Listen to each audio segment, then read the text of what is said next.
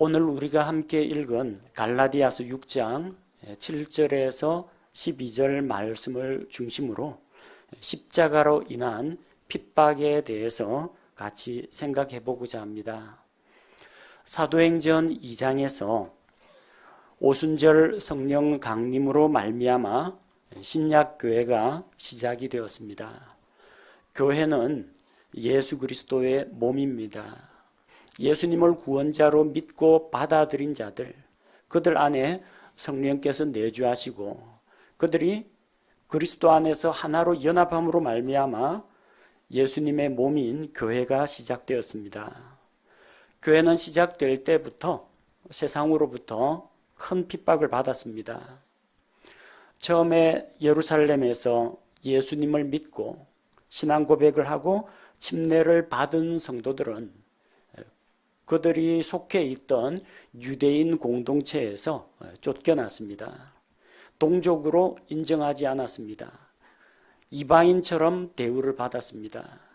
어떤 어려운 일을 만나더라도 유대인들 공동체에서 전혀 그들을 도와주지 않았습니다.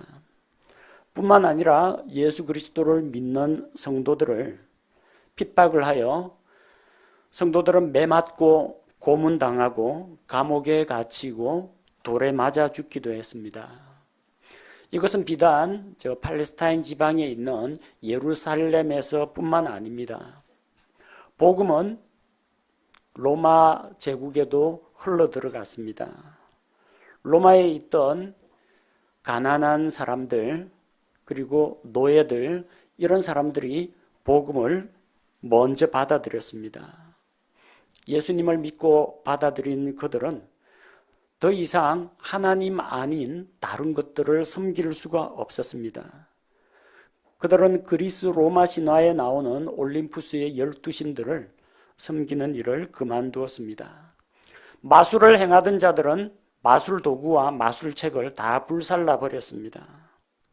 로마 황제는 자기를 가리켜서 신적인 존재로 내세웠지만 그리스도인들은 황제 숭배를 거부했습니다.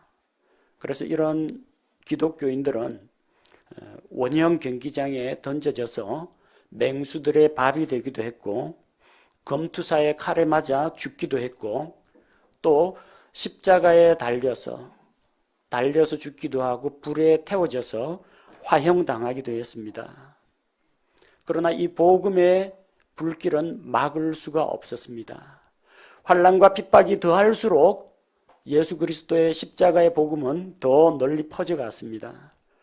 마침내 로마의 콘스탄티누스 황제가 기독교를 국교로 공인했습니다. 말은 세계사 시간에 우리가 기독교를 국교로 공인했다고 하지만 그 내부를 바라보면은 이 기독교를 로마의 정치 체계와 이방 종교와 혼합을 해서 모든 것을 정치와 종교와 모든 것을 로마 황제, 로마 교황 체제 하에 두기 위한 그런 작업이었습니다. 처음에는 황제권이 강했습니다. 그러나 결국 나중에는 종교 권력을 가진 로마의 대주교, 그가 교황이 되어가지고 세상 정부 권력까지도 교회가 장악하게 됩니다. 그리고 로마 가톨릭은 자기들의 이런 체제를 유지하기 위해서, 종교 계급 체제를 유지하기 위해서 각종 비성경적인 교리들을 만들었고 또 바른 성경 말씀을 사람들이 접할 수 없도록 성경책을 다 몰수했습니다. 그리고 성경에 대한 해석하는 권위는 로마 교회만 가지고 있다고 가르쳤습니다. 말씀대로 믿고 말씀대로 살아가기를 원하는 성경 신자들, 침례 성도들은 수많은 박해를 받았고 또 성경을 빼앗겼고 이단 재판에 넘겨져서 잔인하게도 죽임당했습니다. 오늘날은 어떠합니까? 여러분 예수님을 믿는다고 해서 여러분에게 어떤 손해나 어떤 핍박이 있습니까? 우리나라에는 종교의 자유가 있기 때문에 과거와 같은 그런 혹독한 핍박은 없습니다. 하지만 예수님을 믿는 것으로 인해서 어려움을 겪는 분들은 여전히 많습니다. 믿지 않는 분과 결혼을 해가지고 안 믿는 남편에 의해서 매를 맞는 아내도 있고, 믿지 않는 시댁 식구들로 인해서 어려움을 겪는 분들도 더러 있습니다. 또 믿지 않는 여자와 결혼을 해서 하나님 앞에 헌금을 드리거나 자기 자신을 헌신하는 거나 이런 일에 있어서 방해를 받는 형제들도 적지 않은 걸로 알고 있습니다. 그래서 자기의 믿음을 생활 가운데서 다 드러내 보이지도 못하고, 자기 믿음과는 다르게 원치 않는 점을 보거나 길리를 택하거나, 혹은 자기 신앙과는 정반대지만 제사 음식을 준비해야 하는 그런 일들도 있습니다. 예수님을 믿는다는 그 이유 때문에 가족이나 친구들로부터 조롱을 당하기도 하고, 예수님을 믿는다는 약점 때문에 가족들에게 핍박을 받는 분들도 계십니다. 그리스도인이 조금만 잘못해도 안 믿는 가족이나 친지들은 이렇게 이야기합니다. 얘가 교회 다니더니 이상해졌다. 그리고 별 것도 아닌데 지금까지 열심히 아내에게 잘 해줬는데 딱 한 번 뭔가 잘못하면은 교회에서 하나님이 그렇게 가르치더나, 그렇게 해서 공감하십니까?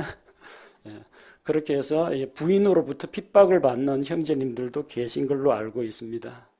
어쨌든 자기가 예수님을 믿는다는 것을 주변 사람에게 알리고 내세우면 이것이 복음을 전하는 하나의 기회가 될 수도 있지만, 또 그 반대로 기독교인이라는 것을 약점 삼아서 우리를 못살게 굴거나 횡포를 부리는 사람들도 적지 않다는 겁니다. 이번에 우리 새로운 대통령이 선출되어 가지고 새로운 내각이 형성되었습니다. 여러 차례 인사청문회를 거쳐서 된다 안 된다 자격 논란이 많이 있었던 걸로 압니다. 그런데 참 묘하게도 똑같은 그리스도인인데 사람들 앞에서 자기의 신앙을 어떻게 표현하느냐에 따라서 이게 출세하는 사람도 있고, 오히려 출세하지 못하고 탈락하는 사람들도 있는 것을 보면서 참 안타까운 생각이 들었습니다. 자진 사퇴하신 분이긴 합니다만, 중소벤처기업부 장관 후보자로 물망에 올랐던 박성진 포항공대 교수가 있습니다. 크리스찬이고요, 창조과학을 믿는 분입니다. 청문회에 나와서 자기 소신을 결코 죽이지 않았습니다. 자기는 창조신앙을 그대로 믿는다고 당당하게 이야기했습니다. 그러면서 지구 나이를 묻는, 이것도 함정 질문이었습니다. 기독교인을 공박하기 위해 가지고 진화론을 믿느냐, 지구 역사가 몇 년이냐 했는데, 이분은 당당하게도 지구 역사는 성경에 근거해서 6,000년이라고 자기 신앙을 고백했습니다.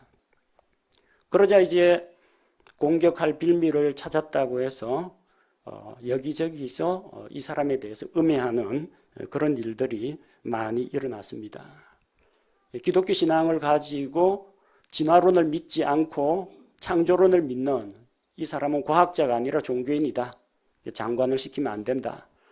그래서 수많은 공격을 받고 마침내는 자기를 추천한 사람에게 부담을 주지 않으려고 자진사퇴했습니다. 그 자리에 누가 올라간지 아십니까? 홍종학 전 의원, 재산을 자기 자녀들에게 편법으로 상속한 그 사람이 그 자리를 차지했습니다. 반대로 똑같은 기독교인이고 옛날에 창조과학회 활동도 했고 창조과학 관련 책도 공저로 저술한 분이 있습니다. 과학기술정보통신부 장관 후보자로 올라있던 유영민, 이분은 인사청문회에서 진화론에 대한 질문이 나오니까 교묘하게 이제 답변을 회피를 했습니다. 피해갔습니다. 진화론과 창조론을 놓고 여러 가지 견해가 있다는 건 아는데 장관으로서 답변하기가 적절치 않다. 답변을 피했습니다. 뿐만 아니라 자기 신앙을 부정했습니다. 창조과학 관련 책도 저술하고 그랬는데 그 사람은 청문회장에 나와서는 창조과학은 비과학이다, 반과학적이라고 생각한다. 진화론은 과학적인 근거를 갖고 있고 나는 진화론에 동의한다. 창조과학에 대해서는 동의하지 않는다. 이 말을 하니까 불신자들로부터 박수를 받았습니다. 이런 사람이 과학기술정보통신부 장관 해야 된다. 그래서 예수님 믿는다고 올바른 자기 신앙을 고백한 사람은 장관 자리에서 떨어지고 자기 믿음을 배반하고 자기는 하나님의 창조를 믿지 않고 진화를 믿는다고 고백한 사람은 장관 자리에 오릅니다.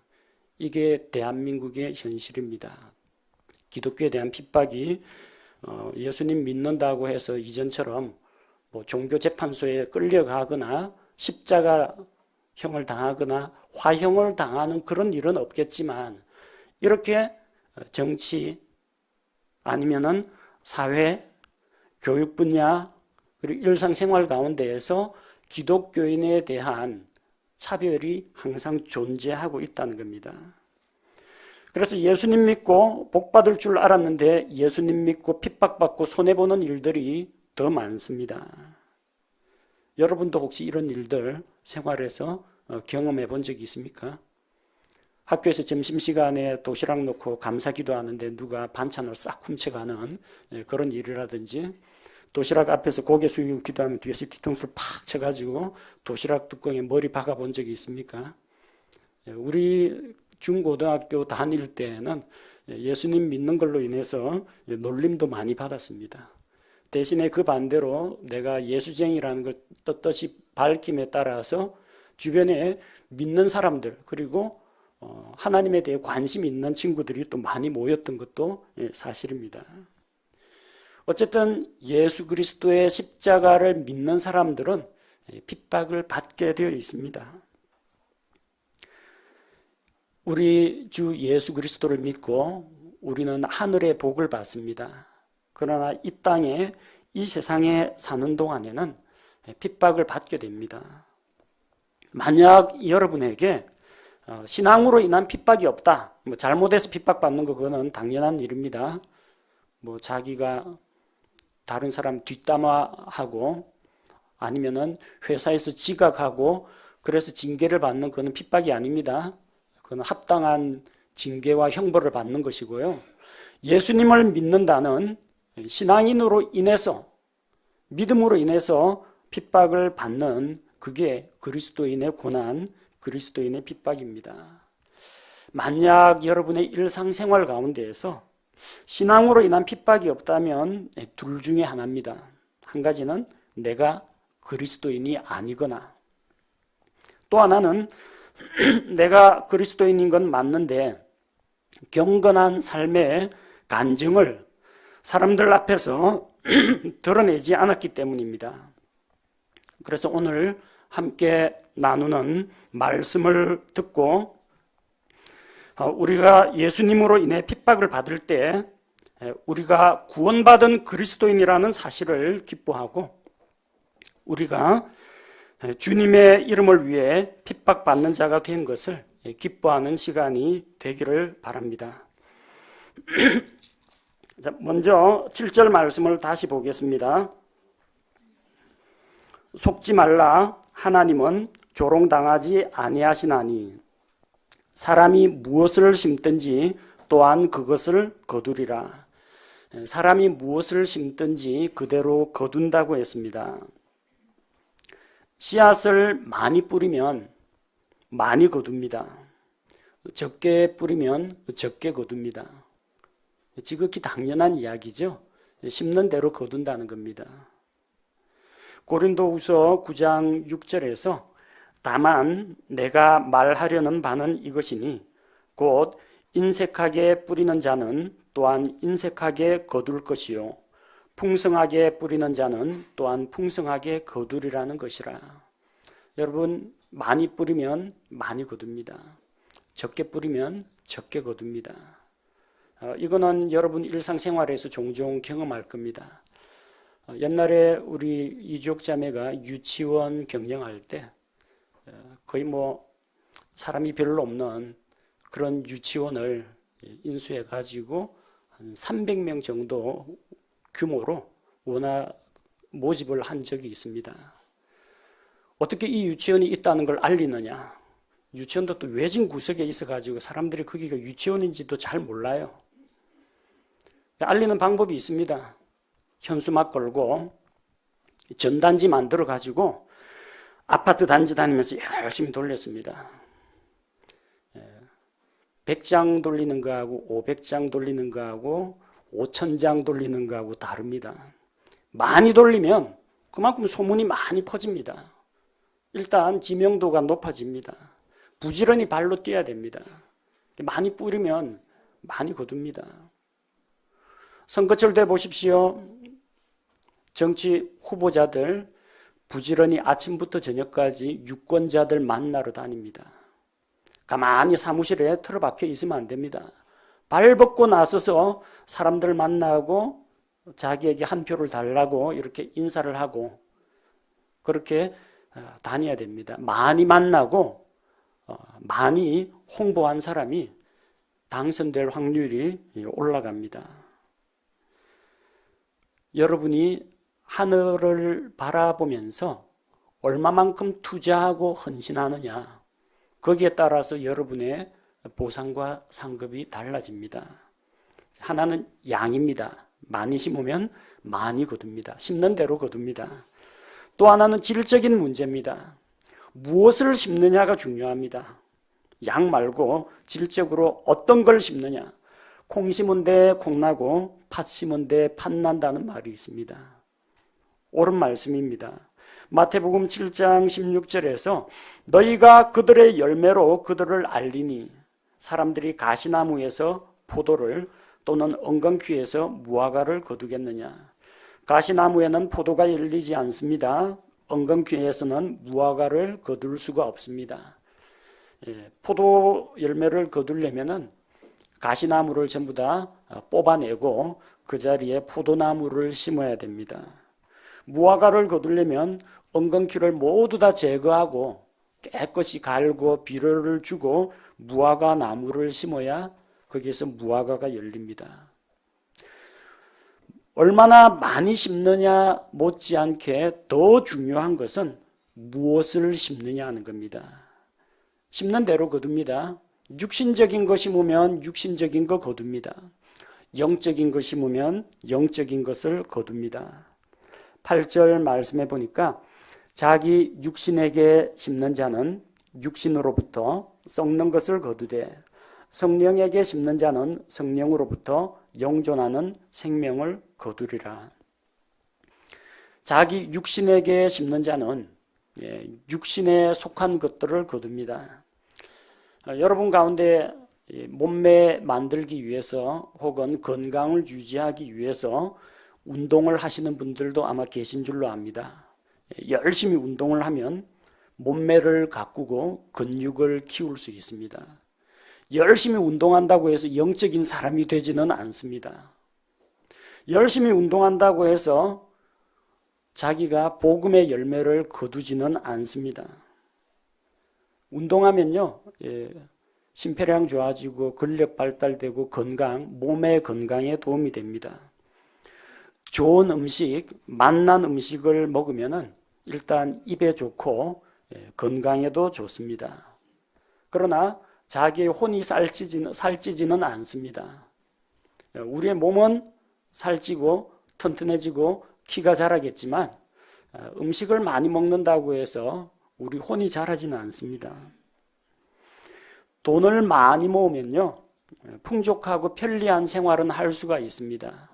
그러나 그게 우리 마음속에 진정한 만족과 기쁨을 주지는 못합니다.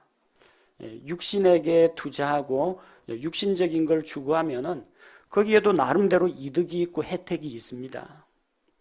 그러나 그보다 더 큰 혜택이 있는 것이 있다는 겁니다. 영적인 것을 심는 자, 성령님에게 투자하고 영적인 것을 투자하면은 영존하는 생명을 거둡니다. 좀 귀찮긴 하겠지만 성경을 부지런히 읽으면 우리가 믿는 하나님을 더 깊이 알아갈 수 있습니다. 이 만화책, 웹툰 같은 것들을 보면 한 몇 초 동안 깔깔거리다가 나중에 다 잊어버립니다. 그로 인해서 유머 감각이 좀 생길 수는 있겠습니다.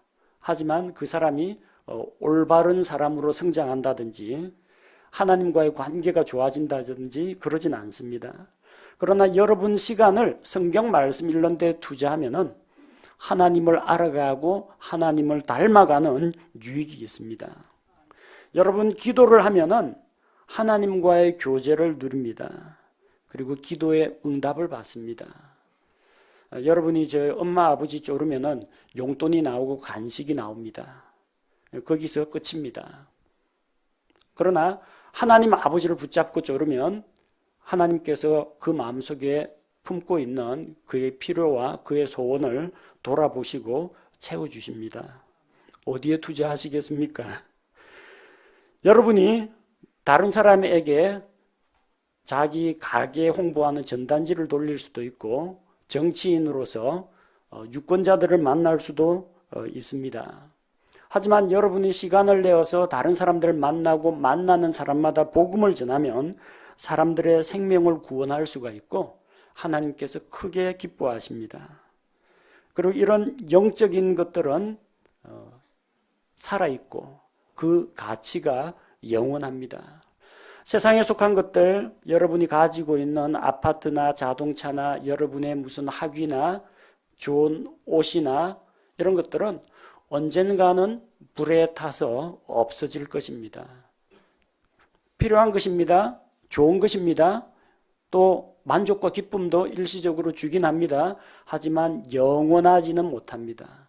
영원한 가치가 있는 게 아닙니다. 그래서 심은 대로 거두는데 무엇을 심느냐가 중요하다는 겁니다. 육적인 것에만 계속 투자하면 육신적인 것밖에 거둘 게 없습니다. 영적인 것에 투자하면 영적인 것을 거둔다는 겁니다. 이 두 가지를 합쳐서 영적인 것에 많이 투자하면요, 영적으로 많은 축복과 보상이 기다리고 있습니다. 그래서 우리에게 갈라디아서 말씀을 통해서 위로와 격려를 주십니다. 9절과 10절을 보면 우리가 잘 행하는 가운데 지치지 말지니 우리가 기진하지 아니하면 정하신 때에 거두리라. 그러므로 우리는 기회 있는 대로 모든 사람에게 선을 행하되 특히 믿음의 집안에 속한 자들에게 할지니라. 우리는 하나님 앞에서 잘 행할 필요가 있습니다. 잘 행하는 일. 하나님 앞에서 잘 행한다는 것은 영적인 것에 심고 투자하는 일을 말합니다. 또 이런 일을 하면서 지치지 말아야 합니다. 왜냐하면 우리가 육적인 것에 투자하면 금방금방 이 성과가 나타납니다. 공부 열심히 하면 성적이 오르고요. 운동 좀 하면 근육이 붙습니다. 근데 성경책을 부지런히 읽었는데 순식간에 영적인 사람으로 확 성장하지는 않습니다. 다른 것보다 시간이 좀 더 많이 걸립니다. 인내심이 필요합니다. 그러니까 지치지 말라는 겁니다. 지치지 말아야 하는 이유는 좀 더디긴 하겠지만 하나님께서 정하신 때가 되면 우리가 심은 것을 거두게 되기 때문입니다. 따라서 낙심하지 말고 우리는 모든 사람에게 선을 행해야 합니다. 그 중에서도 특히 믿음의 집안에 속한 자들에게 선을 베풀 필요가 있습니다. 바울은 이 갈라디아 교인들에게 호소합니다. 11절에 보니까 너희는 내가 내 손으로 너희에게 얼마나 큰 글자로 썼는지 보는도다. 큰 글자로 썼다고 했습니다. 아마도 이걸 바울이 직접 친필로 기록했다면요, 바울이 시력이 좋은 편이 아닙니다. 다마스쿠스로 가는 길에 하늘로부터 환한 빛이 내려오는 걸 보고 시력을 상실했습니다. 물론 이제 아나니아라는 사람이 그에게 와서 안수를 해줘가지고 시력을 회복하긴 했지만 시력 손상이 왔을 거라고 추측이 됩니다. 그래서 작은 글씨는 못 봅니다. 큰 글자로 써야 됩니다. 이 큰 글자 쓴 거 보면 이 눈 나쁜 바울 선생이 썼구나. 사람들이 그렇게 알 수 있다는 겁니다. 또 혹은 핵심되는 대목에 가면요, 큰 글씨로 씁니다. 여러분 뭐 보험 약관 같은 건 밑에 깨알 같은 글씨로 적어 놓을지 몰라도 정말로 사람들한테 알리고 싶은 그런 내용들이 있죠. 그런 거는 큼직큼직하게 알아보기 좋겠습니다. 지금 갈라디아서에서 여러 가지 내용들을 이야기했습니다. 율법주의에 대한 이야기도 했고, 육체의 행위로는 구원을 받을 수가 없고 오직 성령을 통해서 믿음으로 우리가 구원을 받는다. 또 그리스도 안에서 율법에서 자유하게 된 자로서 사랑으로 섬기고 종로를 하라, 좋은 말씀을 많이 기록했습니다.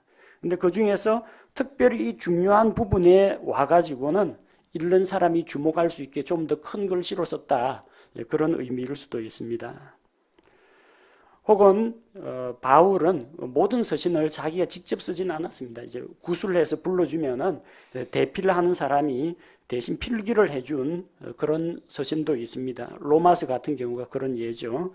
더디오라는 사람이 대필을 했습니다. 그래도 사도 바울이 썼다라고 합니다. 그 사람은 이제 필기구 역할만 한 거죠. 그래서 이 필경사에게 대필을 시키고 마지막 인사는 항상 사도 바울이 자기 친필로, 자필로 썼습니다. 이 중에서 큰 글자가 어떤 의미를 갖느냐 하더라도 한 가지 공통점은 있습니다. 이것은 하나님께서 세우신 사도의 글이라는 겁니다. 하나님께서 영감을 주셔서 기록하게 하신 바로 하나님의 말씀이라는 겁니다. 그래서 여기에 이어지는 내용이 중요합니다. 12절에 아주 강조하는 대목이기 때문에 큰 글자로 썼을 수도 있고, 시력이 안 좋아서 큰 글자로 썼을 수도 있고, 바울 자신이 친필로 서명을 했다, 그런 의미일 수도 있습니다. 근데 어떤 내용이 중요하냐? 12절, 육신으로 잘 보이고자 하는 자들이 너희로 하여금 억지로 할례를 받게 함은 단지 그리스도의 십자가로 인한 핍박을 받지 아니하려 함이니라. 예수 그리스도에 대한 믿음을 가지고 있으면서도 십자가로 인한 핍박을 두려워해서 마치 유대교 율법주의자인 양 행시하는 사람들이 있다는 겁니다. 그래서 일부러 핍박을 피하기 위해서 할례도 받고 율법주의자인 것처럼 율법도 지키고 또 다른 사람에게도 그렇게 말하고, 말하자면 자기 신앙을 속이는 그런 자들이 있다는 겁니다. 핍박을 피하려고 하는 자, 어떤 자입니까? 자기 육신에 투자하는 자입니다. 예수 그리스도의 십자가로 인한 고난을 피하고 육신의 안일함, 핍박이 없이 동료 유대인들과 잘 지내면서 세상과 벗하면서 그렇게 지내고자 하는 자들이 육신으로 잘 보이고자 하는 자들입니다. 그래서 8절에 나와 있는 자기 육신에게 심는 자나 12절에 나오는 육신으로 잘 보이고자 하는 자들은 똑같은 부류의 사람들입니다. 둘 다 육적인 것에 투자하는 자입니다. 그런 자들은 육적인 걸 거둘 수밖에 없습니다. 동료 유대인들이 좋아합니다. 할례주의자들이 친구가 됩니다. 율법주의자들이 좋아합니다. 그리고 그런 사람들은 핍박하지 않습니다. 똑같은 유대교 율법주의자인데, 똑같은 동족인데 핍박을 안 합니다. 그래서 이 세상 살아가는데 모나게 살지 않고 둥글둥글하게 좋게 잘 지냅니다. 거두었죠. 육신으로 심었더니, 육적인 것을 추구했더니 육적인 사람들이 나를 좋아해 줍니다. 육신으로 심고 육신으로 거둔 자들입니다. 또한 이 사람들은 육신으로 자기만 잘 보이게 하려고 하는 자들이 아니라 너희로 하여금 억지로 할례를 받게 한다는 겁니다. 자기만 그 일을 할 뿐 아니라 자기가 나서서 다른 그리스도인들에게 할례 받아야 구원받는다, 모세의 율법 지켜야 구원받는다, 너희로 하여금 억지로 할례를 받게 만든다는 겁니다. 앞장서서 할례주의자의 앞잡이 노릇을 하니까 십자가로 인한 핍박은 받지 않는 겁니다. 할례를 자기가 받고 할례를 전하고 또 다른 사람으로 하여금 억지로 할례를 받게 하는 자들은 유대인들의 핍박을 받지 않습니다. 갈라디아서 5장 11절에 형제들아, 나 곧 내가 아직도 할례를 선포한다면 어찌하여 아직도 핍박을 받겠느냐? 그리하였더라면 십자가에 실족하게 하는 것이 그쳤으리라. 과거에는 바울도 율법주의자였습니다. 예수님 믿는 자들을 핍박했습니다. 하지만 그는 더 이상 할례를 선포하지 않고 예수 그리스도의 십자가를 선포했습니다. 만약 그가 할례를 선포했다면 핍박을 면했을 겁니다. 십자가로 인해서 실족하게 하는 것이 그에게 그쳤을 겁니다. 자기가 믿음으로 구원받은 그리스도인이라는 사실을 감추고 유대교 율법주의자들과 어울려 적당히 타협하면 핍박을 피할 수 있다는 겁니다. 핍박을 피한 비결을 알려주는 게 아닙니다. 그렇게 하는 게 육신을 위하여 심는 것이기 때문에 그렇게 하지 말고 영원한 미래가 보장되어 있는 영적인 것, 하늘나라를 위해서 심고 투자하라는 말씀입니다. 그래서 큰 글자로 강조하면서 이야기하는 겁니다. 예수 그리스도의 십자가를 믿는 자들은 핍박을 받게 되어 있습니다. 왜 핍박받습니까? 이 세상이 예수님을 미워하기 때문입니다. 우리 주님께서 말씀하셨죠. 세상이 너희를 미워하거든 이상하게 여기지 말라. 세상이 먼저 나를 미워하였다. 그래서 너희가 세상에 속하지 않고 나에게 속했기 때문에 나를 미워하니까 너희도 미워한다라고 했습니다. 너희가 세상에 속하였으면 세상이 자기 것을 사랑하였으리라. 그러나 너희가 세상에 속하지 아니하고 도리어 내가 세상에서 너희를 택하였으므로 세상이 너희를 미워한다고 했습니다. 이 세상은 예수 그리스도의 십자가를 믿는 성도들을 핍박합니다. 요한일서 5장 19절, 왜 그리스도인이 핍박을 받는가?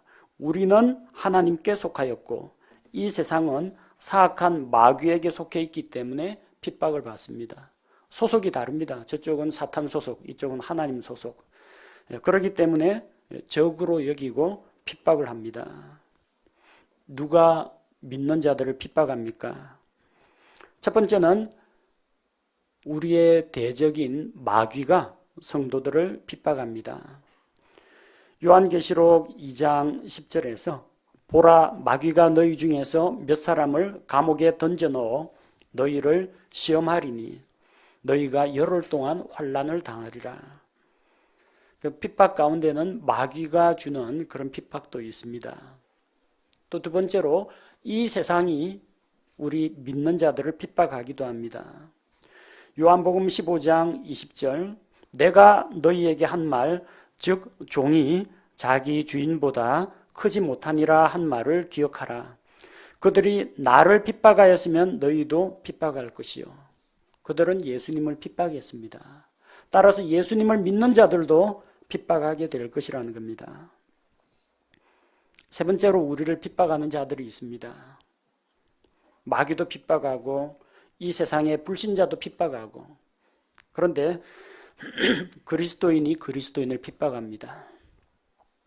육신적인 그리스도인이 경건한 그리스도인을 핍박합니다. 우리 12절에서 읽었죠.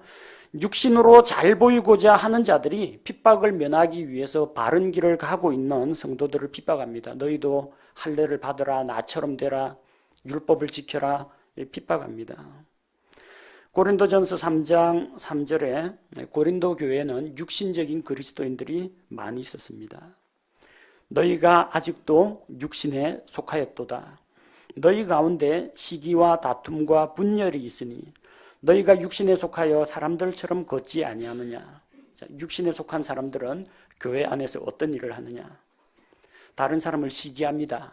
누가 하나님께 헌신하고 열심을 내고 성도들을 대접하고 섬기면요, 자기는 그렇게 못하면서 그 열심 있는 형제자매들을 비난합니다. 얼마 가나 두고 보자. 나도 왕년에는 섬김 좀 했다. 그런 식으로 핀잔을 주거나 사기를 꺾어 놓습니다. 또 다툼을 일으킵니다. 육신적인 그리스도인은 예수님을 믿음으로 말미암아 구원은 받았지만 이 자기 자신의 모난 자아와 육체의 정욕을 절제하지 못하고 다른 사람 가운데에서 분열을 일으킵니다. 다툼과 분열을 일으킵니다. 그래서 경건한 그리스도인을 육신적인 그리스도인이 핍박하는 일이 있습니다.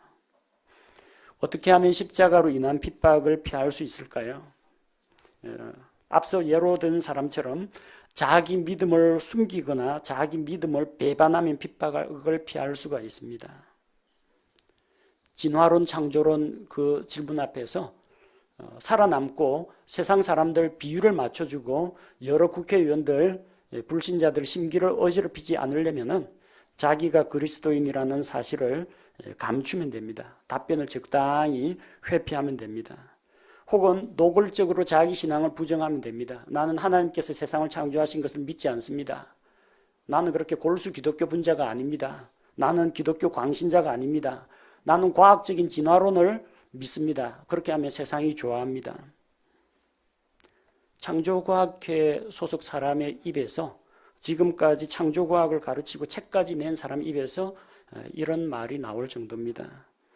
아마 목사 중에 누가 나는 하나님의 창조를 부정하고 진화론을 믿습니다 하면 불신자들이 열광할 겁니다. 아마 과학적인 목사 나왔다고, 양심적인 목사 양심 선언이라고 아마 열광할 겁니다. 그러면 세상으로부터 핍박을 피할 수가 있습니다. 동성애가 죄라는 사실을 선포하면은 성소수자 차별하는 목사라고 욕을 먹습니다.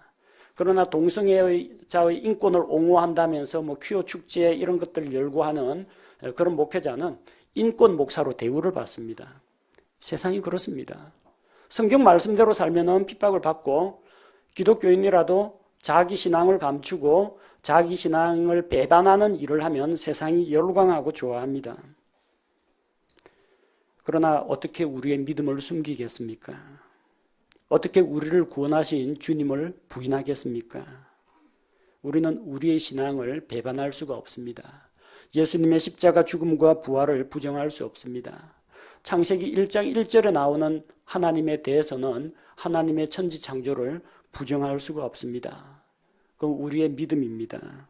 장관 안 돼도 좋습니다. 여러분이 지구과학 시험에서 한 문제 틀려도 괜찮습니다. 여러분의 신앙, 여러분의 믿음을 배반하지 마시기 바랍니다. 두 번째, 세상과 타협하면 핍박을 피할 수가 있습니다. 이 갈라디아 교인들, 율법주의가 침투한 갈라디아 교회 안에서 할례를 받고 할례를 전하는 사람들은 유대인들의 핍박을 받지 않았습니다. 왜? 같은 부류로 자기의 동료로 인정을 받았기 때문입니다. 일제시대 때 동방요배, 동쪽을 바라보면서 이 절하는 거, 그리고 신사참배, 이거 거부한 목사님들은 순교를 당했습니다. 하지만 그 일제의 압박에 굴하지 않고 신사참배를 거부한 목사님들은 다 순교를 했지만, 그 유혹과 회유 정책에 넘어가서 신사참배해도 괜찮다, 그 참배했던 자들은 다 살아남았습니다. 다 살아남아가지고 기독교 지도자가 되었습니다. 이게 우리 기독교 안에서도 현실입니다. 우상숭배는 죄라고 가르치고 자기가 몸소 우상숭배에 정면으로 거부하고 나온 사람들은 죽임을 당하지만, 우상숭배에 대해서 적절하게 타협한 사람들은 핍박을 피했습니다. 세상과 타협하면 핍박을 피할 수는 있습니다. 그래서 자기의 생명이, 육체의 생명이 보장됩니다. 그리고 자기의 신분과 지위가 그대로 유지가 됩니다. 무엇입니까? 육신으로 심고 육신으로 거두었습니다. 그러나 자기 믿음을 배반했기 때문에 하늘나라에 가보면 목숨은 건지겠지만, 예수님을 믿었으니까 목숨은 건지겠지만 보상은 깎입니다. 보상의 손실을 당하게 됩니다. 또한 하나님의 뜻대로 살지 않고 육신적으로 살면 핍박을 면할 수가 있습니다. 디모데후서 3장 12절에서는 그리스도 안에서 하나님의 뜻대로 살아가는 성도들은 핍박을 받는다고 했습니다. 세상 사람들하고 똑같이 육신적으로 사는 그리스도인은 핍박을 받지 않습니다. 세상과 친구가 됩니다. 직장 상사한테 한 잔 받으시죠 하면서 술 따라주고, 동료한테 이제 담배 인심, 담배 나눠주고, 같이 그냥 누가 험담할 때 그 옆에서 같이 맞장구 치면서 쌍욕하고 같이 노름하고 같이 간음하는 자들은 핍박을 받지 않습니다. 왜? 자기하고 똑같은 사람이기 때문에 경계를 안 합니다. 그러나 그리스도인으로서 자기 믿음과 신앙을 지키고 거룩한 삶을 살려고 하면은 세상의 불신자들이 어려워합니다. 두려워합니다. 가까이 하기 힘들어합니다. 그래서 따돌림 시킵니다. 세상과 친구가 되면은 핍박은 피할 수 있습니다. 그러나 야고보서 4장 4절에서 너희 간음하는 남자들과 간음하는 여자들아 세상과 친구가 되는 것이 하나님의 원수가 되는 것인 줄 너희가 알지 못하느냐. 그러므로 누구든지 세상의 친구가 되고자 하는 자는 하나님의 원수가 된다고 했습니다. 일시적인 환난과 핍박을 면하기 위해서 직장과 사회 내에서 왕따 당하는 것을 피하기 위해서 여러분 세상과 친구가 되시겠습니까? 그건 곧 하나님과 원수 맺는 것입니다. 세상에서 좀 따돌림 받더라도 하나님의 친구가 되는 것이 우리에게 더 안전하고 더 행복한 길입니다. 십자가로 인해 핍박받는 것을 두려워하지 마십시오. 핍박을 피하려고 하지 마십시오. 핍박을 받으면 받을수록 주님께서 우리에게 주시는 보상도 큽니다. 우리는 환난과 핍박을 받아도 결코 쓰러지지 않습니다. 고린도후서 4장 9절에서 핍박을 받으나 버림받지 아니하며 거꾸로 뜨림을 당하나 망하지 아니하고 핍박받아가지고 우리 인생이 비참하게 끝나지 않습니다. 두려워하지 마십시오. 오히려 그런 환난과 핍박을 통해서 우리는 인내를 배우게 됩니다. 우리가 주님으로 인해서 받는 그런 고난과 핍박은 장차 우리가 하늘에서 누리게 될 영광과 비교할 수가 없습니다. 내가 생각하건대 이 현 시대의 고난들은 앞으로 우리 안에 나타날 영광과 좋게 비교할 수 없다고 했습니다. 주님을 위해 핍박받기를 기뻐하십시오. 하늘에서 보상이 있습니다. 마태복음 5장 11절 12절 말씀처럼 나로 인해 사람들이 너희를 욕하고 핍박하며 너희를 대적하여 거짓으로 온갖 종류의 악한 것을 말할 때 너희에게 복이 있나니 기뻐하고 크게 즐거워하라. 하늘에서 너희 보상이 크니라.